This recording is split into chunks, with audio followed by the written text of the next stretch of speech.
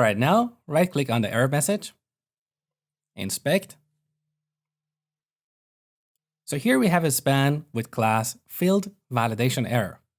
So to make this error message red, we need to define this class and apply a style to it in our style sheet. Back to Visual Studio, go to Solution Explorer, Content, Site.css. At the bottom of this file, add field validation error class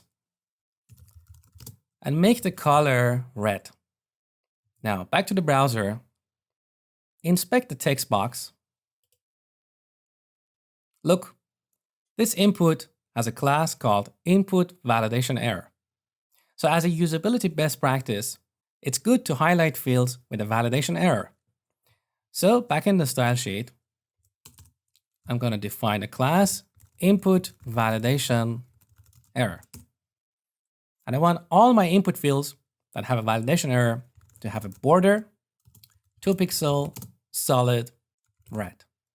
Save, refresh. Looks like my style sheet is not refreshed.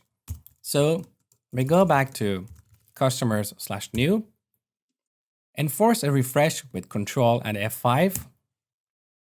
Okay, now click save. There you go. So now interestingly, you see membership type is also invalid, but we don't have a validation message for it. So back in the form, here's membership type. I'm going to add HTML.validation message for M goes to customer.membership type ID. Save. Back to the browser. Refresh. Okay, look at the error message.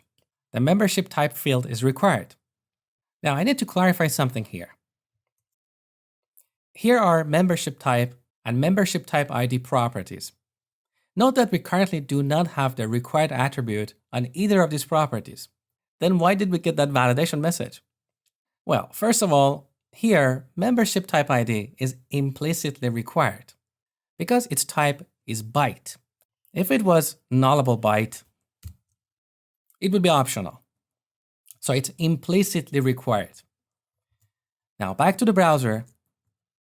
Let's right-click this drop-down list, inspect, expand the select. Look at these options. Look at the first option.